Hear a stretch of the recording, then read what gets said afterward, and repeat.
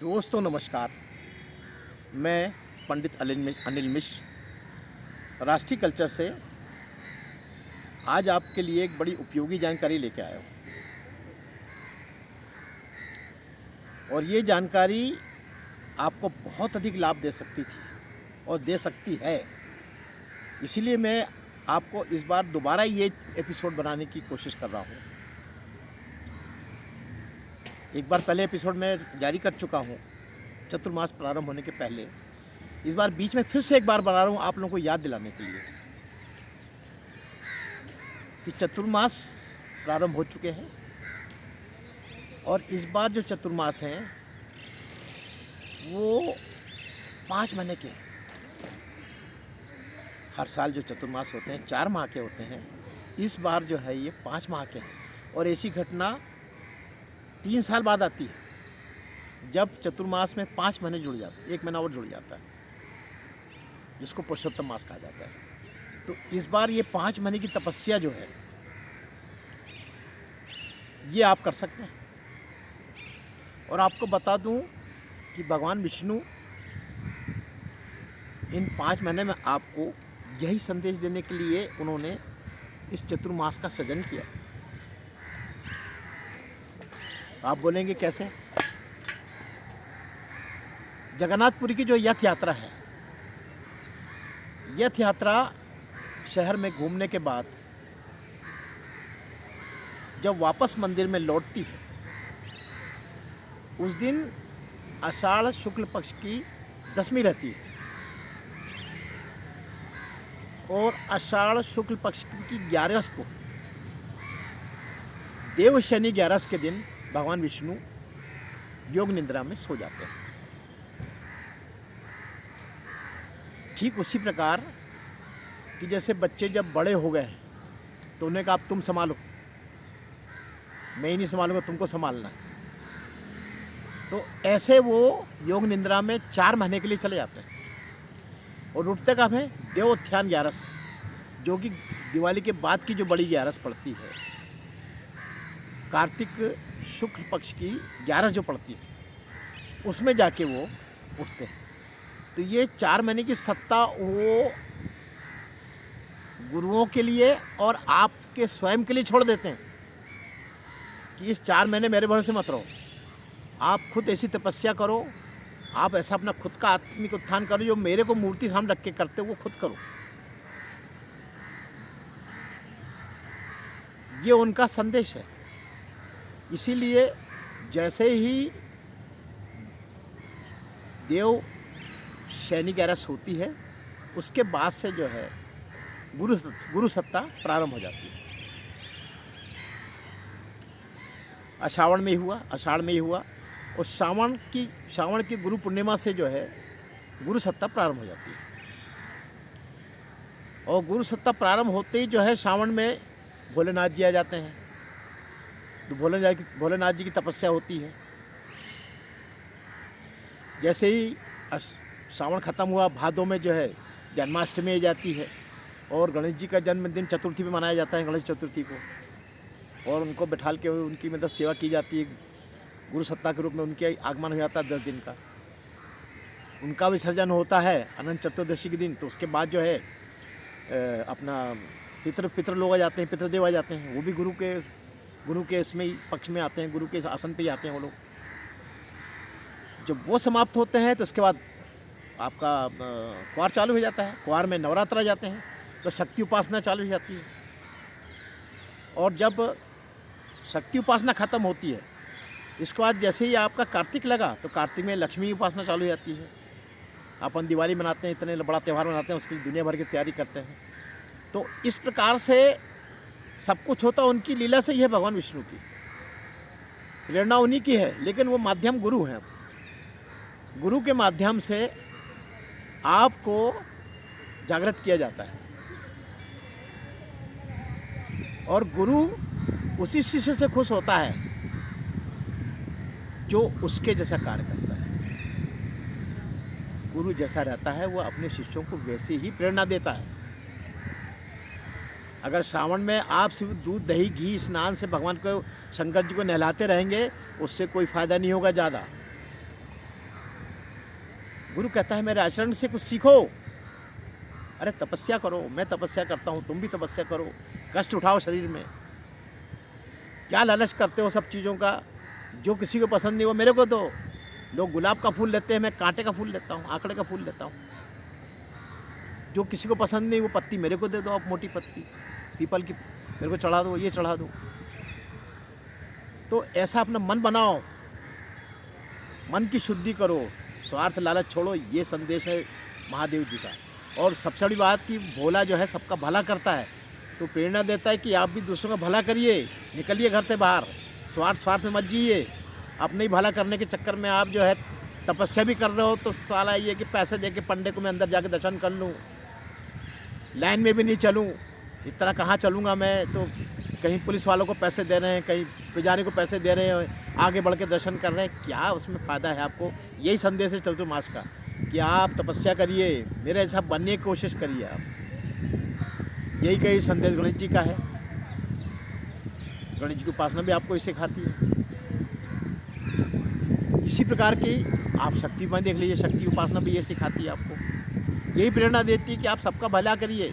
जो शक्ति आपको मिली है मेरे से, उस शक्ति का सदुपयोग करिए, दुरुपयोग मत करिए।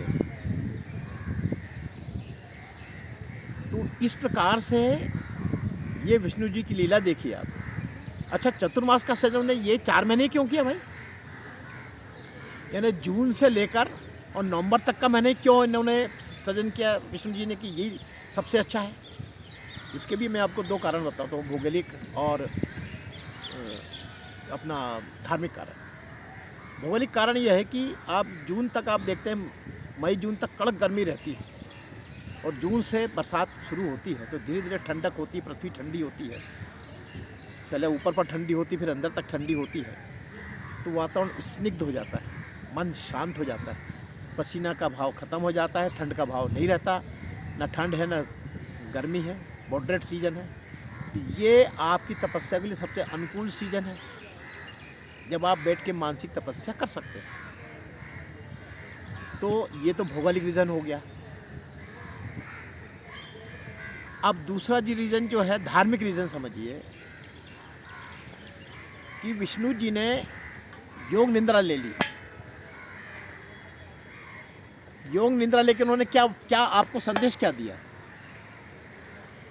उनका संदेश है कि जैसे मैं योग निद्रा में हूँ, आप भी योग निद्रा में आइए।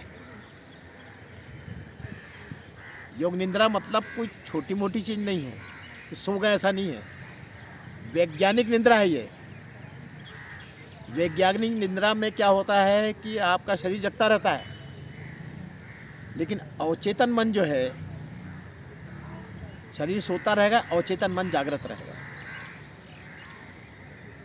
तो योग निद्रा में भगवान लेटे हुए हैं, शरीर शिथिल है, लेकिन मस्तिष्क क्रियाशील है। इसको कहते हैं वैज्ञानिक भाषा में पैरासिम्पैथेटिक सिस्टम को क्रिएट करना। अब आप बोलेंगे ये साला पैरासिम्पैथेटिक सिस्टम क्या हो गया? पैरासिम्पैथेटिक सिस्टम ये है कि इसके छोटे से उदाहरण बताता हूँ कि जब आप कहीं सोचते हुए जा रहे हैं, गंतव्य स्थान जहाँ आपको जाना है, अपने आप आपकी गाड़ियाँ मुड़ जाएगी, आप गंतव्य स्थान में पहुँच जाएंगे। आप सोचोगे यार मैंने ये अपनी गाड़ी बाइक मोड़ी कब मैंने इसको मोड़ा, मुझे तो पता ही नहीं है इसमें कब मोड़ा मैंने इसको। तो ये आपका पैरासिम्पैथेटिक सिस्टम ये काम करता है। अवचेतन मन कहते हैं इसको। अवचेतन मन आपको कृष्ण जी का संदेश ये है कि आप अपने जाप को इस पैरासिम्पैथेटिक सिस्टम में डाल दीजिए। आपका जाप इतना प्रबल होना चाहिए कि जाप आपके जब पैरासिम्पैथेटिक सिस्टम में जाएगा तब वो ईड़ा पिंगला नाड़ी में जाएगा, उसके बाद वो सुषुम्ना नाड़ी में जाएगा।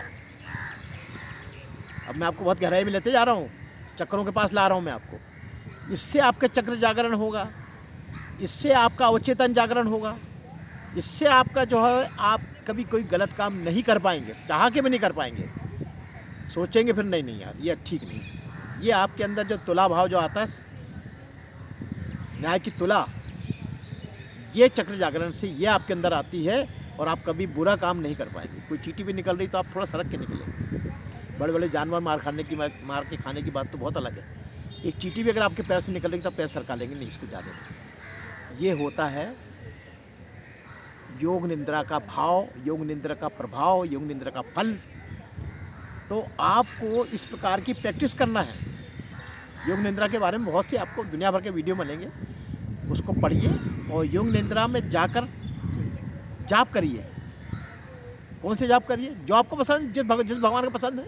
ओम नमः शिवाय का पसंद तो ओम नमः शिवाय, ओम नमः शिवाय करते रहिए सो जाइए। अगर जब नींद आती सो जाइए, लेकिन जब तक जाके, मैं तो ये उल्टा कह रहा हूँ कि लोग चिंता करते हैं कि हमको नींद नहीं आती, नींद की दवाई लेने जाते हैं वो लोग। अरे सौभाग्य है कि नींद नहीं आ रही। जितना आप जग रहे हो उतना तपस्या करते जाओ, लेटे लेटे। नींद तो आनी ही आनी है। जितना शरीर थकेगा उतना अपने आप सो जाएगा। वो शरीर के रिफ्लेक्सेस अपना काम खुद करते हैं, आप चिंता मत करिए। डॉक्टर से नींद की गोली मत खाइए आप। जितना शरीर आपको ज़रूरत होगी सोने की, जितना आप शरीर को थकाओगे उतना शरीर सोने के लिए खुद का खुद सो जाएगा। तो इस प्रकार से आप ये योग निद्रा में जाने का प्रयास करिए और उससे अपने अवचेतन में चक्रों का जागरण हो, पीड़ा पिंगला नाड़ी तक आपके संदेश जाएं। जाप कोई भी कर सकते हो आप। ओम नमः शिवाय, जिसको जो पसंद है, भगवान जिसका जो आराध्य है, और किसी दूसरे धर्म का अल्लाह भी बोलेगा तो भी वहीं पहुंचेगा। कोई अगर जो है साहब जी बोलेगा, उनके जो गुरु साहब जी बोलेगा, वो भी वहीं जाएगा। बस अवचेतन मन में ये पॉजिटिव वेव्स जाना चाहिए। इसको कहते हैं योग निद्रा। तो योग निद्रा का संदेश उन्होंने ये लीला करके दिया है कि तुमने ये 8 महीने जो है, 12 महीने में से 8 महीने आपने सकाम भक्ति करी ना। आपने खूब नहलाया धुलाया, मुझे कपड़े पहनाए, माला पहनाई, सुगंधित फल खिलाए, 56 भोग लगाए, और प्रार्थना क्या करी? वही, मुझे ये दे दो, मुझे वो दे दो। स्थिति वही थी कि जो कुछ बाहर मंदिर के बाहर भिखारी बैठे थे, कुछ तो अंदर आके बैठे हुए थे। लेकिन निष्काम भक्ति सिखाती कि आप मांगिए मत। अरे भगवान आपको खुद बताता है कि ये जो आपने हथेली देख रहे हैं आप, इस हथेली को ध्यान से देखिए। ये जो आपको ये जो रेखा दिख रही है, ये आपकी आयु रेखा है।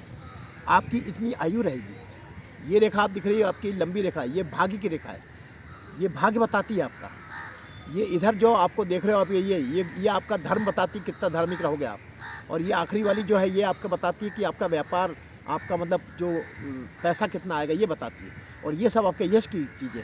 और ये जितने ये जो पैडी जो रहते हैं, ये आपको लग्जरी लाइफ में कितनी मिलेगी बताते हैं।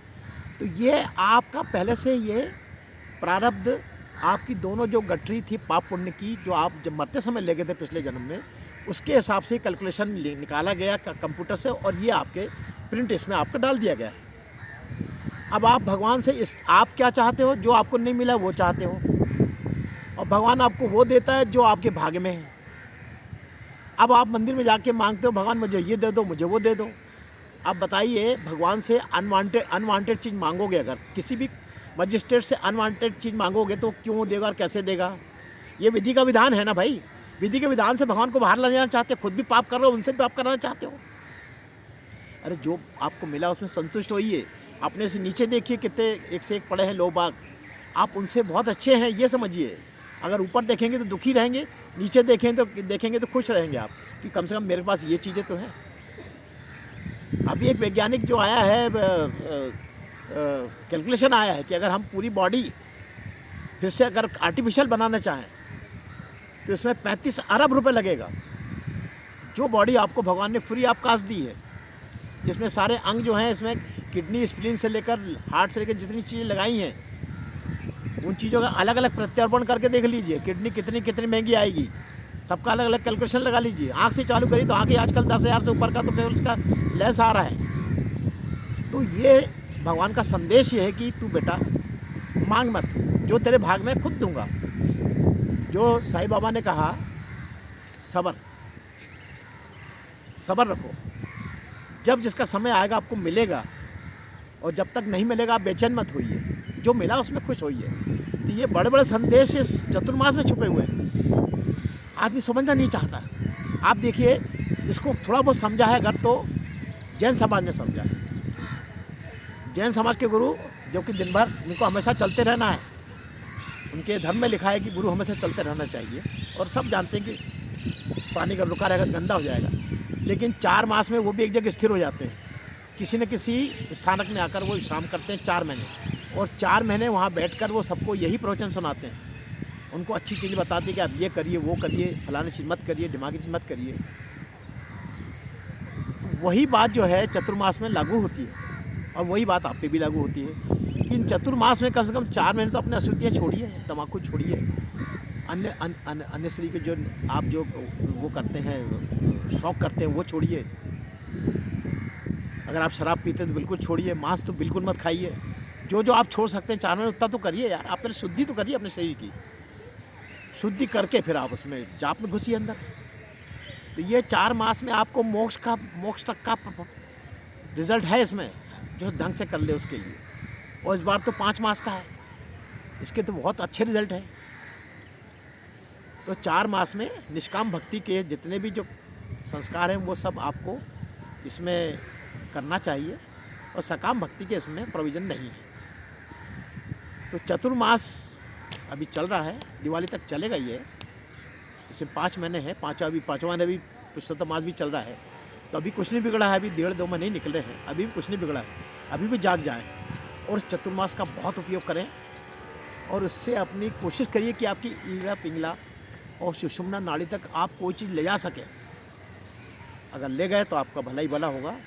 यही संदेश के साथ में पंडित अनिल मिश्र, राष्ट्रीय कल्चर से, आप इस राष्ट्रीय कल्चर के चैनल को सब्सक्राइब करिए, बेल आइकॉन करिए और ये अपने व्हाट्सएप पे इसको सारे व्हाट्सएप ग्रुप में डालिए और ख़ासकर अपने बच्चों से कोशिश करिए कि उनको ये दिखलाने की कोशिश करिए। क्योंकि हमसे एक अपराध हो चुका है बच्चों के लिए। क्या अपराध हो गया है? हमने इनको इंग्लिश स्कूल में पढ़ाया, लेकिन उसके रिज़ल्ट हमको अब मिलने लगे। आप इनसे 84, 87, 79 में कौन बड़ा पूछ के देख लीजिए। 90% बच्चे नहीं बता पाएंगे कि 79 छोटा है कि बड़ा। कारण ये है, इंग्लिश में कहोगे तो 79, 84 सब मालूम है उनको, हिंदी में नहीं मालूम। जो बच्चे हिंदी में गिनती पढ़ा नहीं पढ़ सकते, उनसे ग्रंथ पढ़ने की उम्मीद मत रखिए। ये बड़े कोई ग्रंथ पढ़ेंगे भी नहीं, ना पढ़ेंगे तो समझेंगे भी नहीं। इसलिए हम जो जैसे लोग जो बैठे हैं, जो चैनल बनाने वाले इस धार्मिक लोग, इसमें इसका फ़ायदा उठाइए और उनको प्रेरित करिए कि इस कम से कम देख तो लो यार। तुम नहीं पढ़ते तो मत पढ़ो, कम से कम देख लो। हर त्यौहार पे हम बनाते हैं, तो आप देखिए, उसका महत्व समझिए। वैज्ञानिक कारण देते हैं इसलिए बच्चों के लिए, क्योंकि बच्चों के में क्यूरियोसिटी बहुत रहती है, ऐसा क्यों होता है। तो हम ऐसा क्यों के ऊपर हम जानने की कोशिश करते हैं हमारे एपिसोड्स में। तो ये बच्चों को भारा है, बहुत से बच्चे हमारे देखने लगे हैं। तो इसी बहाने कम से कम उनके अंदर कुछ अवेयरनेस बढ़ेगी, कुछ उस रुचि बढ़ेगी तो फिर और वीडियो देखेंगे, या तो वो इलेक्ट्रॉनिक में ही रहेंगे तो सोशल मीडिया में, या फिर कुछ पढ़ने की कोशिश करेंगे या कुछ पूछने की कोशिश करेंगे। अभी जो धर्म का जो व्यापार चल रहा है, इसमें धर्म में बहुत लूट है। कितने बाबा लोग आ रहे हैं, प्रवचन दे रहे हैं, आप देख लिए कितने पकड़ा रहे हैं, क्योंकि उनको भी समझ में आ रहा है कि ये अच्छा धंधा है। इसलिए इसमें से निकलकर उनको अच्छी चीज़ों में अपने आप उसको जोड़ने की घर से कोशिश करिए, जिसमें उनको गुरुओं के पास इधर भटकना ना पड़े। इसी संदेश के साथ कि आप चैनल को सब्सक्राइब करिए, बेल आइकन दीजिए, राष्ट्रीय कल्चर को यूट्यूब पर जाकर, और इसका फ़ायदा उठाइए। मैं पंडित अनिल मिश्र, राष्ट्रीय कल्चर।